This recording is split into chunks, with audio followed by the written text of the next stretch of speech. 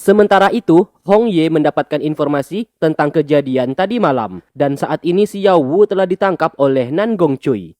Dengan segera mereka pergi ke penjara dan terlihat Yan Er berada di sana. Melihat itu, Hong Ye segera masuk ke dalam. 跟我进去。公锤出来见我。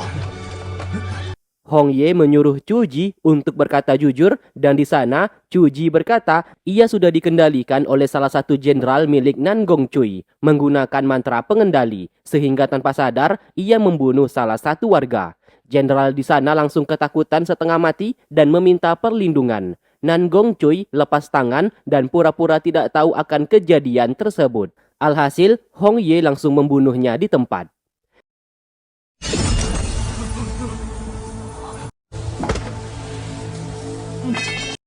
我要穆小五。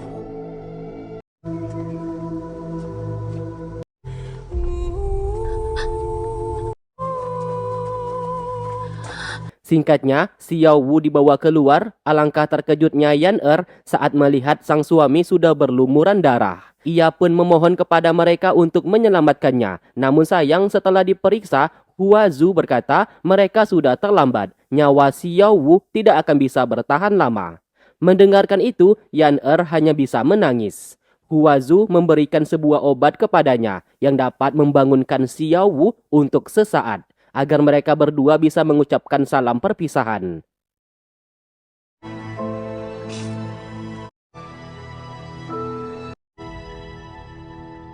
Obat itu pun lalu diberikan dan benar saja Xiao Wu kembali sadar. Di sana ia berkata ia ikhlas mati di tangan Nan Gongcui daripada harus dipaksa untuk memfitnah Hong Ye. Karena ia sadar Nan Gongcui ingin menjatuhkan Hong Ye dari posisi ketua aliansi. Hal itu ia lakukan sebagai bentuk balas budi karena Hong Ye sudah membantunya keluar dari penjara hingga bisa membuat ia menikah dengan wanita yang dicintainya. Ia pun meminta Yan Er untuk tetap hidup dan mengikhlaskan kematiannya. Bisa menikah dengannya adalah sebuah kebahagiaan terbesar dalam hidupnya. Meskipun kedepannya mereka tidak akan bisa bersama lagi.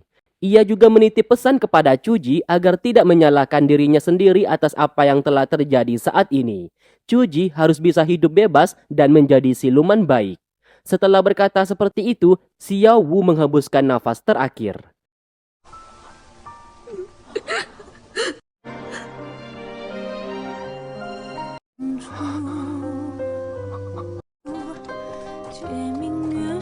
Tak lama kemudian, Tuan Yang datang ke sana.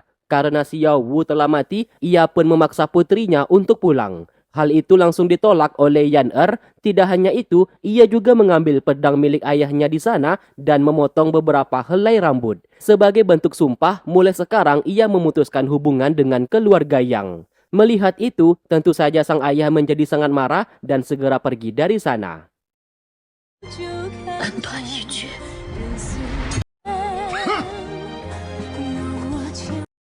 我想自己静静。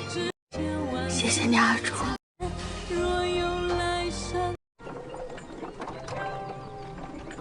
Chu Ji hanya bisa meratapi kepergian Xiao Wu yang dibawa oleh Yan Er untuk dimakamkan.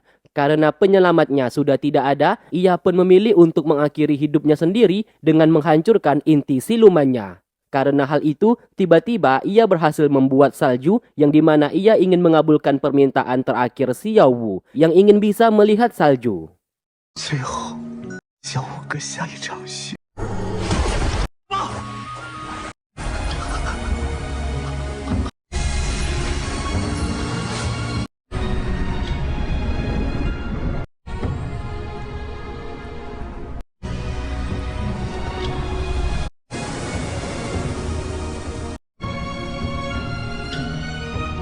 Setelah semua kejadian itu, Hong Ye kembali ke dalam penjara. Kali ini ia membiarkan Hua Zu yang turun tangan membalaskan dendam atas semua kejadian ini kepada Nan Gongcui.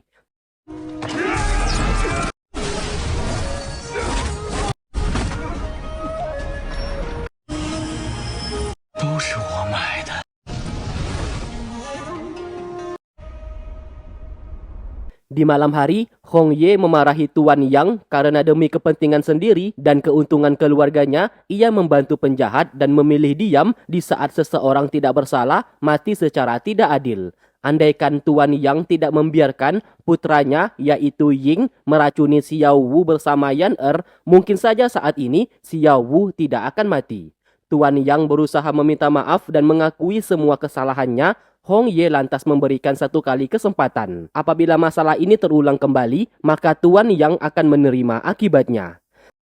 Saat hendak pergi, Hua Zu telah menunggunya di luar. Karena kesedihan yang terlalu mendalam atas kejadian yang menimpa sahabatnya, ia pun kehilangan akal sehat dan menyalahkan ini semua terjadi karena Hong Ye. Akibat pertikaian antara Hong Ye dengan Nan Gongcui, Xiao Wu dan Chu Ji meninggal dunia. Bahkan Yan sahabatnya ikut menjadi korban. Mulai sekarang, Hua Zu meminta supaya mereka tidak bertemu lagi dan ia tidak mau terlibat ke dalam masalah internal aliansi Yiki. 此别过，后会无期。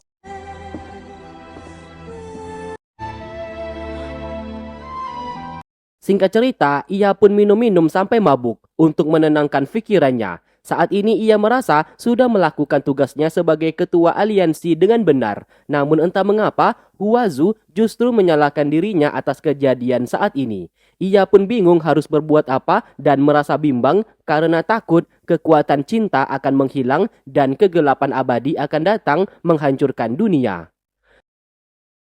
Sementara itu, Nan Gongcui dimasukkan ke dalam penjara. Ia pun berusaha untuk melawan, namun sayang tidak bisa. Siapa sangka ia dimasukkan ke dalam satu sel dengan siluman, dan siluman yang sangat membencinya langsung datang membunuhnya. Hal itu membuat Nan Gongcui berteriak meminta tolong, sayangnya kali ini tidak ada yang bisa membantunya. 女儿的腰带就是被他。你要干什么？我告诉你啊，离我远点！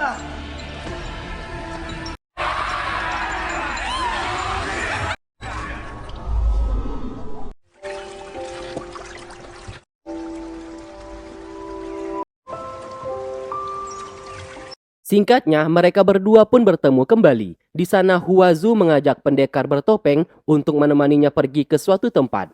Ternyata ia secara diam-diam memberikan uang, makanan, dan obat-obatan kepada Yan yang saat ini sedang mengandung. Yan yang telah kembali ke rumah langsung melihat pesan dari sahabatnya. 猪。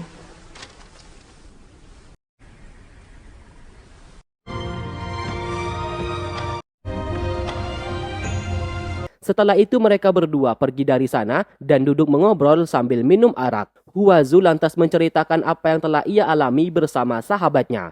Banyak manusia dan siluman yang tidak bersalah mati begitu saja akibat masalah internal aliansi Yiki. Ia lalu memberikan hadiah berupa topeng hasil buatannya. Untuk menghargai hasil jeripayahnya, pendekar bertopeng berencana menggunakannya. Hua Zu lalu mengalihkan pandangan agar tidak melihat wajahnya. Namun siapa sangka Hong Ye justru menunjukkan identitasnya yang membuat Hua Zu sangat terkejut. 好了，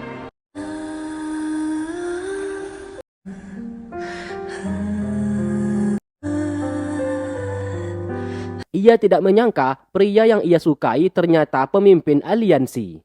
Kecewa akan hal itu, ia pun memilih untuk pergi. Sebab bagaimanapun juga, ia sudah berkata sebelumnya tidak ingin bertemu dengannya lagi.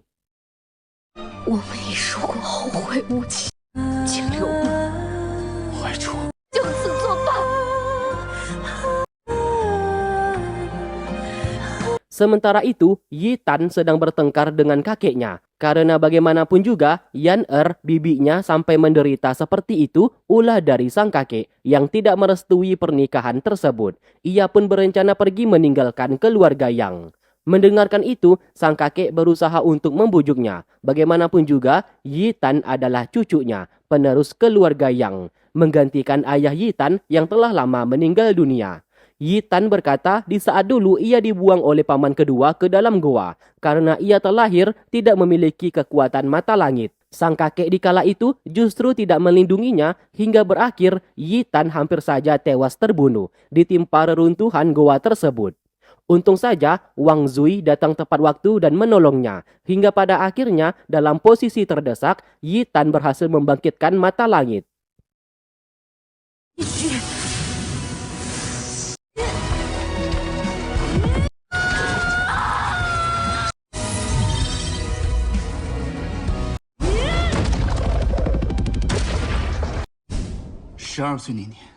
Mata langit adalah kekuatan turun-temurun dari keluarga mereka yang memiliki kemampuan dapat melihat tembus pandang dan meniru kekuatan seseorang. Mulai dari sanalah, Yi Tan sangat kecewa kepada semua orang di keluarganya, kecuali bibinya, yaitu Yan Er. Setelah berkata seperti itu, ia pun meminta sang kakek untuk pergi dari kamarnya.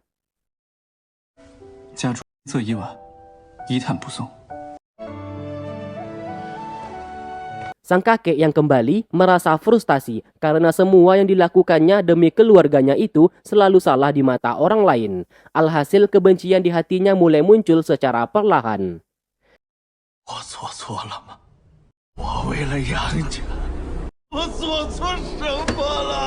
Tiba-tiba iblis rubah datang ke sana dan bersedia membantunya untuk jauh lebih kuat. Dengan begitu, tidak akan ada lagi yang memandang rendah keluarga yang miliknya.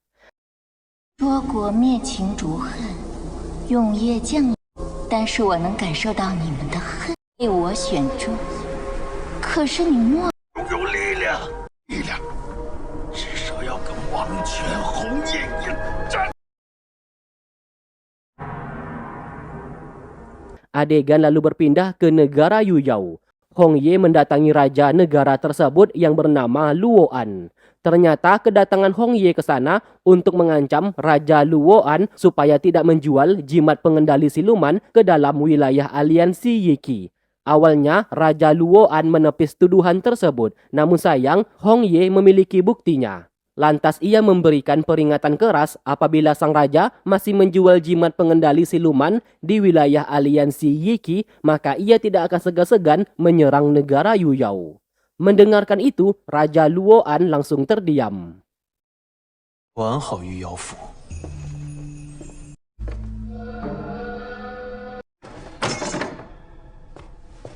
Lalu kemudian, Hong Ye mendapatkan informasi Raja Luoan telah mengurung siluman terkuat dari suku Alam Baka di dalam penjara bawah tanah. Penasaran seperti apa siluman itu, ia pun berencana pergi melihatnya. Di waktu bersamaan, ternyata Tuan Yang mendatangi tempat tersebut atas arahan dari siluman rubah. Ia dipinta untuk membebaskan siluman yang tersegel di sana. Tuan Yang hampir saja berhasil membebaskan siluman tersebut. Namun sayang, Hong Ye datang ke sana dan aksinya terhenti. Tidak ingin identitasnya ketahuan, Tuan Yang menutupi wajahnya dan mencoba melarikan diri.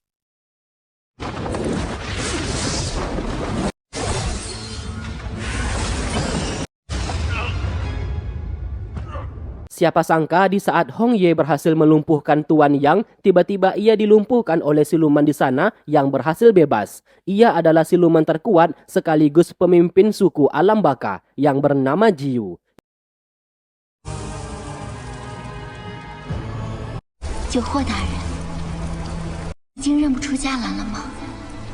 Siapa sangka siluman rubah adalah pelayan setia milik Jiu yang bernama Jilan. Di sana Jilan berkata tubuh fisiknya sudah dihancurkan oleh manusia dan jiwanya berada di pohon kebencian. Ia bisa bertahan hidup berkat memakan aura kebencian dari manusia. Mendengarkan itu, Jiu berjanji akan mencarikan tubuh manusia untuknya dan membalaskan dendamnya itu. Jilan menjawab ada satu tubuh manusia yang cocok untuknya dan wanita tersebut berasal dari keluarga Dongfang bernama Huazu. 你想要永夜，你失去的去圣火山庄吧，失去了肉身，是我完美的容器。且留他一明白。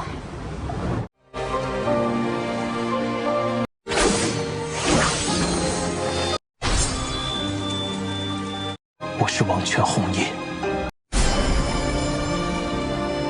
Singkatnya, Huazu berlatih pedang untuk melampiaskan kekecewaannya kenapa pendekar bertopeng, pria yang ia sukai adalah Hong Ye. Ia pun merasa bingung mengenai hatinya saat ini. Di satu sisi, ia memang menyukainya, namun di sisi lain, Hong Ye adalah ketua aliansi, yang dimana ia sudah memutuskan hubungan dengannya dan tidak ingin bertemu lagi. Tak jauh dari sana, Jiyu melihat itu dan ia dapat merasakan Huazu sangat cocok menjadi wadah untuk jiwa Jilan, yaitu siluman rubah.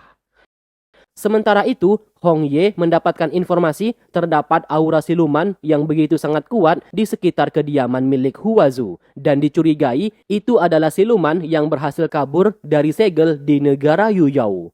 Benar saja di malam hari, Jiyu menampakkan dirinya dan hendak membawanya pergi. Huazu yang melihat kedatangan orang asing ke kamarnya segera melancarkan serangan, namun sayang ia dengan mudah dilumpuhkan.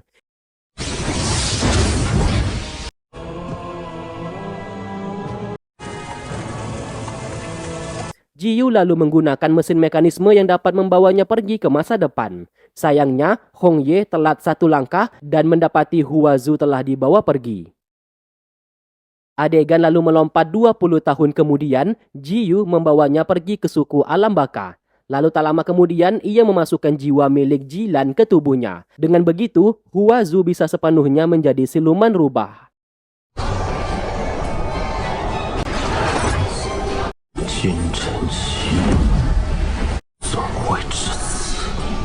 Tak lama kemudian, pelindung suku Alam Baka bernama Yuan datang ke sana.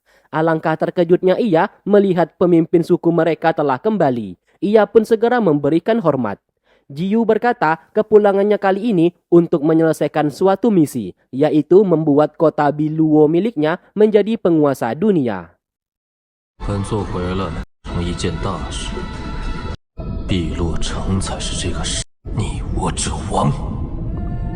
Sementara itu, mereka berhasil memperbaiki mesin mekanisme tersebut. Alat itu dapat membawa mereka pergi ke masa depan, kemungkinan besar 20 tahun kemudian. Tempat saat ini Huazu dibawa. Namun perlu diingat, mereka hanya bisa pergi dan kembali sebanyak satu kali. Apabila gagal, maka selamanya mereka akan terjebak di masa depan. 切记，只用一次。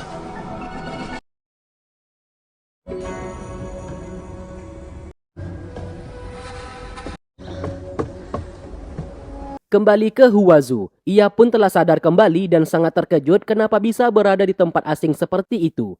Jiyu datang menghampiri dan berkata, ia berada di kota Biluo, wilayah kekuasaan suku Alam Baka miliknya. Mulai sekarang, Huazu adalah siluman karena ia sudah memasukkan jiwa milik siluman rubah. Awalnya Huazu tidak percaya, namun sesaat ia terkejut melihat api suci miliknya berubah warna menjadi hitam dan seluruh tubuhnya dipenuhi aura siluman. Jiyu segera membuatnya pingsan yang dimana nantinya Huazu akan tersadar kembali dan melupakan semua kenangan di masa lalunya, alias lupa ingatan. Hal tersebut dilakukan agar kedepannya Huazu bisa memulai hidup yang baru di kota Biluo menjadi kaki tangannya. Singkat cerita, mereka bertiga telah sampai di masa depan dan berada di kediaman milik Huazu. Namun anehnya, 20 tahun kemudian, kediaman milik Huazu sudah hancur berantakan. Penasaran apa yang telah terjadi di masa depan, mereka pun segera pergi untuk mencari informasi.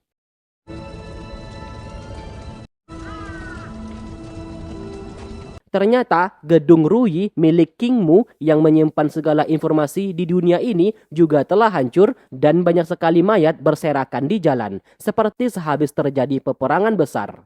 Tanpa sengaja mereka bertemu dengan salah satu wanita yang masih selamat.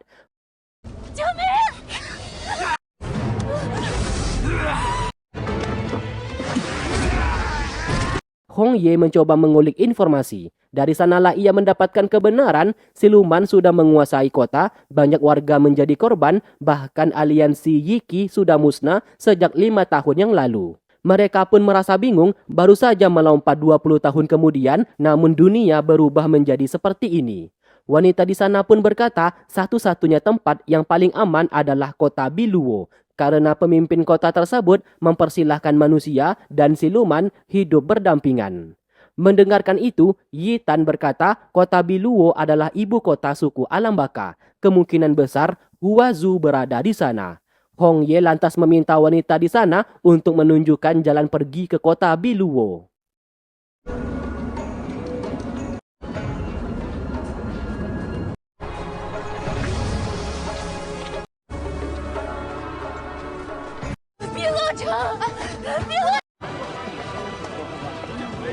Singkatnya, mereka pun telah sampai di kota tujuan. Benar saja, siluman dan manusia hidup berdampingan di sana, tanpa ada peperangan satu sama lain.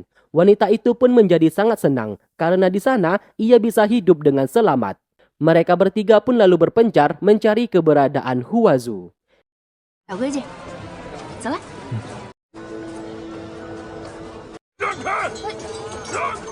Di tengah jalan, Hong Ye tak sengaja melihat siluman yang berlari meminta pertolongan.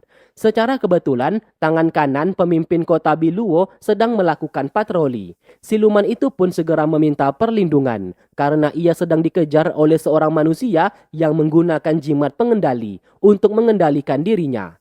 Manusia di sana sempat tidak mau mengaku dan berkata ia difitnah oleh siluman tersebut. Namun tiba-tiba matanya seketika berubah menjadi putih akibat terkena kekuatan dari wanita di dalam tenda tersebut. Di sana tanpa sadar, ia pun mengakui semua kejahatannya yang memang benar menggunakan jimat pengendali siluman. Wanita di dalam tenda itu tanpa segan-segan langsung membunuhnya.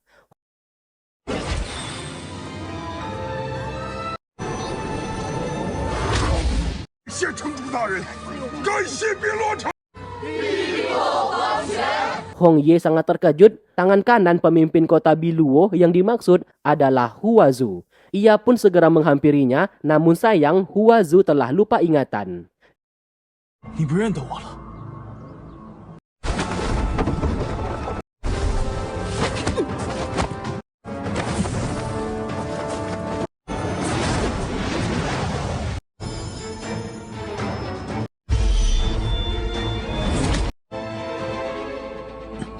你的剑根本没有杀。 你是东方怀竹，不记得了，我会帮你想起来。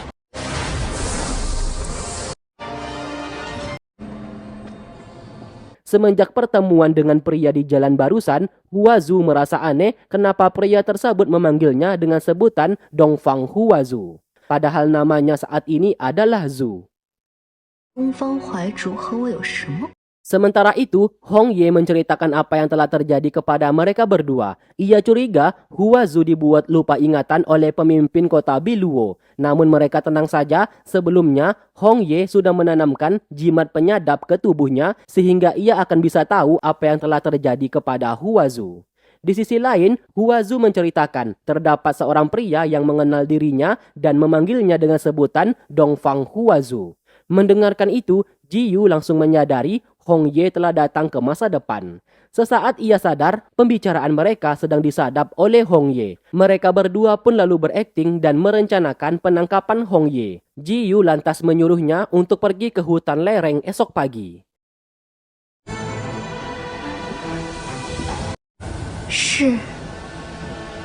Di malam hari, Yi Tan berhasil mengumpulkan informasi pemimpin kota Biluo sekaligus ketua suku alam baka bernama Jiyu.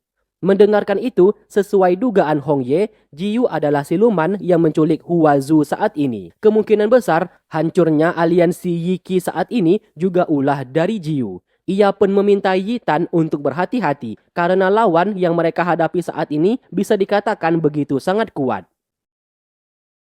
Keesokan harinya, Hong Ye berhasil mengikuti kemana Huazu pergi berkat menguping pembicaraan Huazu dengan Jiyu.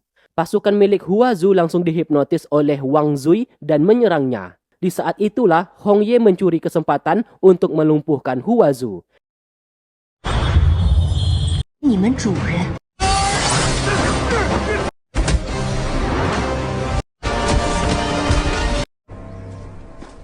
Tidak ingin membuang waktu, mereka pun membuka portal kembali ke masa lalu dan hendak membawanya pergi bersama mereka. Namun sayang, hal itu gagal dilakukan karena Jiyu datang menghentikan, yang membuat mesin mekanisme itu menjadi rusak.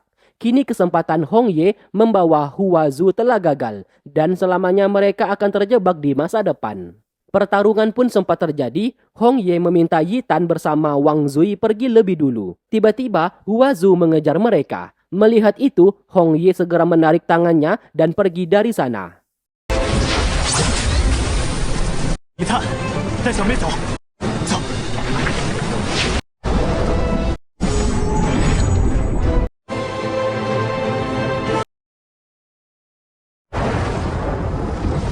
Singkat cerita, mereka terjebak di Gunung Melayang. Di sana Hong Ye berusaha mengembalikan ingatannya dengan memberitahukan identitasnya. Tetap saja, Hua Zu tidak mengingat apa-apa dan percaya identitasnya saat ini adalah Zu, kaki tangan milik Jiyu. Tiba-tiba, Jilan datang ke sana, yang ternyata Gunung Melayang adalah tempat untuk jiwa siluman rubahnya bisa bertahan hidup.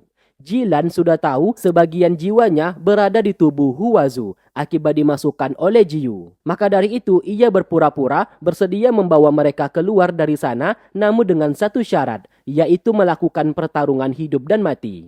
Hong Ye sempat menolak melakukan perintahnya, namun sayang, Jin Lan langsung menyegel mereka berdua dan mengirimnya ke suatu dimensi.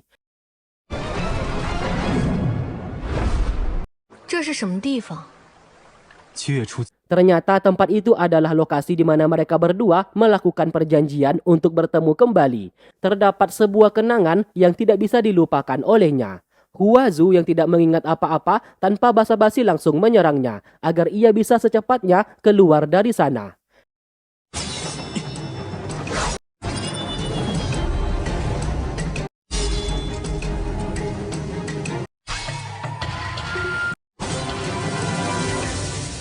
跟我去个地方。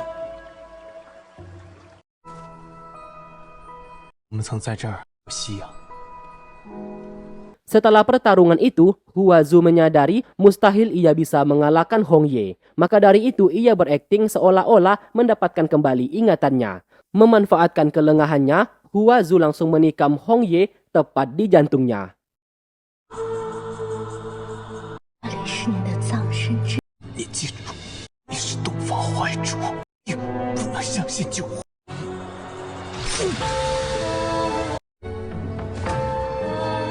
王权红叶，霍大人，不行，信我自己。 Hua Zu lalu sadar kembali dan melihat Hong Ye sudah tidak bernyawa.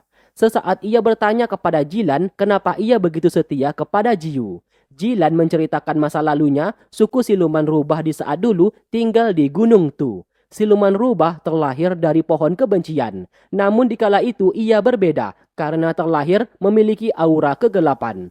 Hanya perlu waktu 10 tahun, ia sudah bisa memiliki tubuh manusianya. Tidak hanya itu, semua orang di sukunya memakan bunga dan tumbuhan, sedangkan ia lebih suka memakan daging dan haus akan darah. Maka dari itu, pemimpin suku siluman rubah mengirimnya pergi ke tempat pengasingan karena dianggap berbahaya dan akan mendatangkan bencana. Tidak terima akan hal itu, Jilan justru menghabisi semua orang di sukunya tanpa tersisa. 我的力量也随着这颗充满恨意的巨负我者，我必。 Tak lama setelah itu, Jiyu datang ke sana dan mengajak ia bergabung ke suku Alam Baka. Saat mendengarkan ceritanya, tiba-tiba Hua Zu menyerap seluruh jiwa milik Jilan karena ia sudah tahu di tubuhnya saat ini terdapat kekuatan siluman rubah milik Jilan. 可惜啊，可我从不被别人的故事。王权红叶也怪美的呢。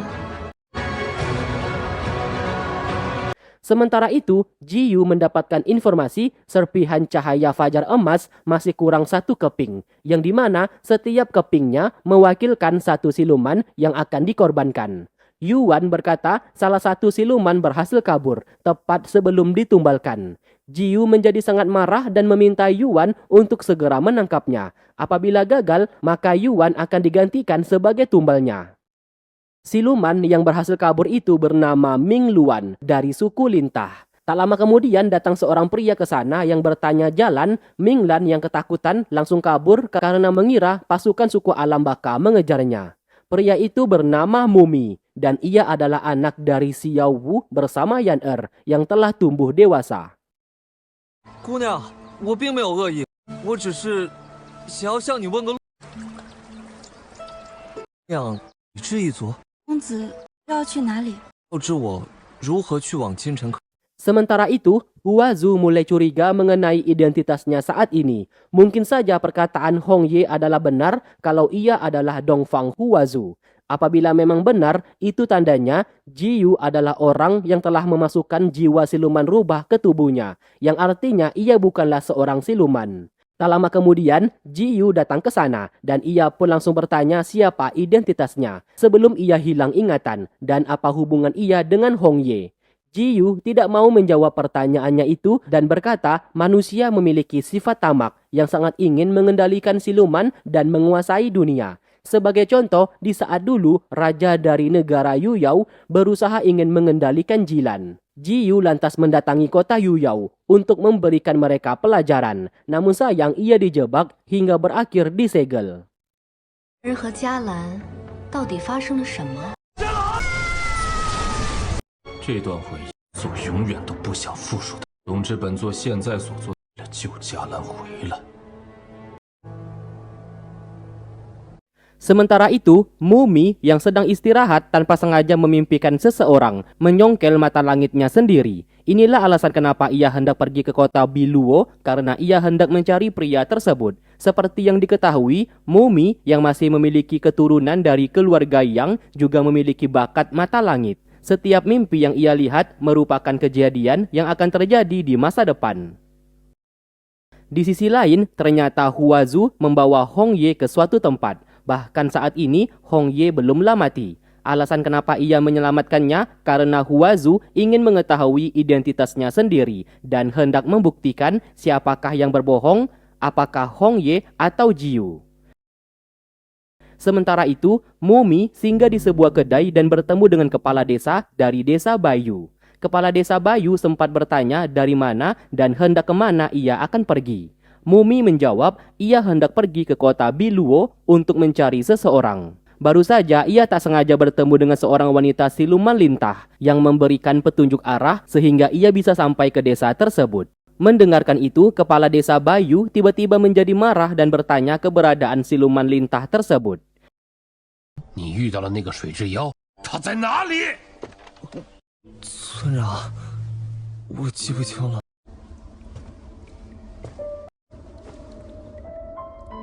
Kembali ke mereka, di sana Huazu memaksa Hong Ye untuk bekerja sama dengannya. Ia sudah tahu di tubuhnya saat ini bersemayam jiwa siluman rubah, yang dimana siluman rubah merupakan dalang di balik datangnya kegelapan abadi. Lalu ia menyegel kekuatan Hong Ye supaya kedepannya ia bisa patuh kepadanya. Karena bagaimanapun juga, Huazu masih belum percaya kepada Hong Ye ataupun Jiyu. 你还是不肯。 Mumi mendapatkan kebenaran siluman lintah, wanita yang ditemuinya tempo hari, sudah membunuh anak dari kepala desa Bayu. Itulah penyebab kenapa kepala desa sangat dendam dan ingin membunuh siluman itu. Mendengarkan ceritanya, Mumi sedikit tidak percaya karena terakhir kali ia melihat wanita siluman itu seperti bukan orang jahat. 妖怪都是诡计多端。村长，之妖的行踪找到了。既然来了，就同我们一起去吧。 Demi untuk membuktikannya, anak kepala desa yang bernama Sun mengajaknya pergi ke hutan dan meletakkan seorang siluman kucing yang terluka untuk sebagai umpan. 受伤的猫妖啊，正好当诱饵，快躲起来，就在这儿。你这样太过分了。过分什么？他们是妖。 Saat sedang mengawasi dari kejauhan, Ming Luan, siluman lintah itu datang ke sana. Karena merasa kasihan, ia pun mengobatinya. Tiba-tiba, Sun langsung melepaskan anak panah. Dengan cepat, Mumi menghentikan itu. Siapa sangka, Sun menggunakan jimat pengendali siluman sehingga siluman kucing di sana berhasil menyerang Ming Luan dari belakang. Sun bergegas hendak menangkapnya, namun lagi-lagi dihentikan oleh Mumi. Tidak peduli manusia atau siluman, ia tidak akan membunuh orang yang tidak bersalah. Terlebih lagi, ia ingin mendengarkan penjelasan dari Ming Luan terlebih dahulu, apakah ia pembunuh atau tidak. 他为什么要救我？村长， Saat dibawa kembali ke desa Bayu, Ming Luan hampir saja diamuk massa. Mumi kembali melindunginya yang membuat Ming Luan merasa terharu. 大家别着急，杀了你！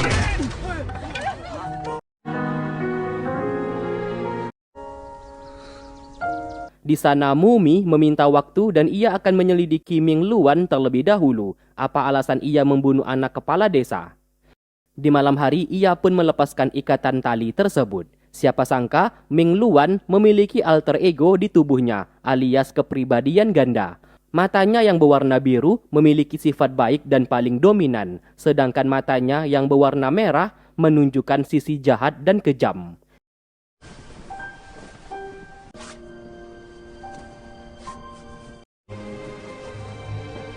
就变成蓝色的了。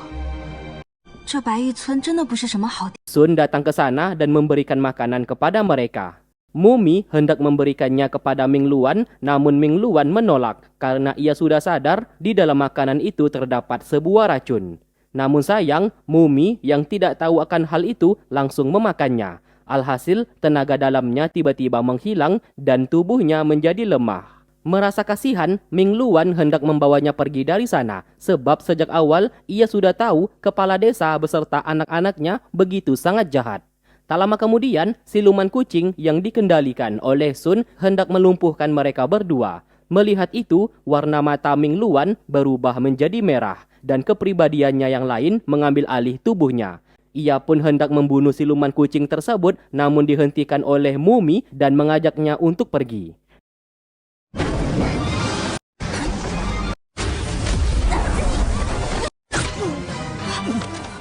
Tiba-tiba kepala desa menembak Mumi hingga terluka parah. Kepala desa akan menghabisi Ming Luan untuk menuntut balas dendam atas kematian putranya. 今天你们谁都逃不了！等什么？杀他们！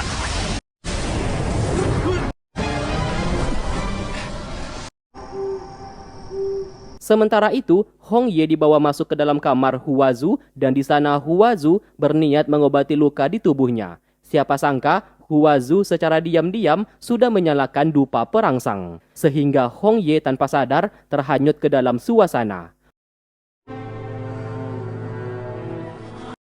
你的呼吸，这是什么？催情香的如此潮。 不行，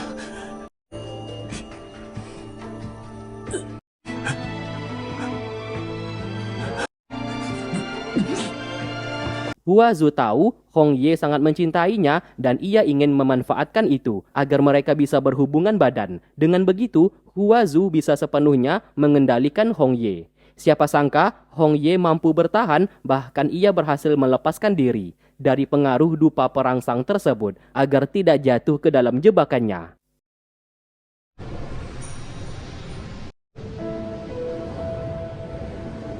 Singkat cerita, di dalam pelarian mereka, Yuan berhasil menghentikannya dan hendak menangkap Ming Luan kembali. Tiba-tiba, Mumi mendapatkan arahan dari seseorang. Ia pun mengikuti arahan darinya dan segera mengaktifkan mata langit. Bahkan tanpa sadar, ia mampu menandingi kemampuan milik Yuan.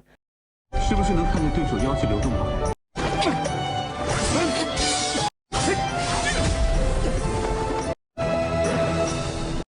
原来是你们！ Dari sanalah, Mumi sangat terkejut karena pria di dalam mimpinya adalah Yitan.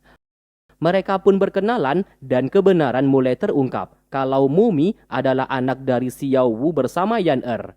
Yitan mengakui kalau ia berasal dari masa lalu, lebih tepatnya 20 tahun yang lalu. Yan Er, ibunya itu merupakan bibinya. Secara tidak langsung, Yitan merupakan pamannya. Namun di sini, Yitan sangat terkejut karena ternyata Yan Er, bibinya itu, sudah meninggal dunia. 翠玉鸣鸾姑娘，你怎么知道我名字？ Di tempat lain, secara diam-diam, Hong Ye pergi ke ruangan rahasia milik Jiu. Ia pun akhirnya tahu Jiu berencana memperbaiki cahaya fajar emas, sumber kekuatan siluman yang sangat hebat. Keberadaannya pun ketahuan oleh Yuan, beruntung Huazu segera datang menyelamatkannya. Tidak hanya itu, ia menghipnotis Yuan supaya berkata jujur setiap pertanyaan yang ia berikan. Sesaat, Huazu sangat terkejut, kekuatan siluman rubah ternyata begitu sangat hebat. Seorang Yuan bahkan bisa ia kendalikan. Di sana, Yuan lantas berkata jujur, Jiyu ingin memperbaiki cahaya fajar emas yang menyimpan kekuatan siluman paling kuat. Saat ini, ia harus menemukan keberadaan Ming Luan, seorang siluman lintah, karena di tubuhnya terdapat serpihan terakhir cahaya fajar emas. Setelah Jiyu berhasil memiliki kekuatan dari cahaya fajar emas, maka kedepannya Jilan, siluman rubah, bisa dibangkitkan kembali. Setelah mendapatkan informasi itu, mereka pun segera pergi. Yuan akhirnya kembali sadar, namun ia telah lupa apa yang baru saja terjadi kepadanya. 金晨曦是黄泉族最强，能用大破圈放出黑火。总觉得刚才发生了。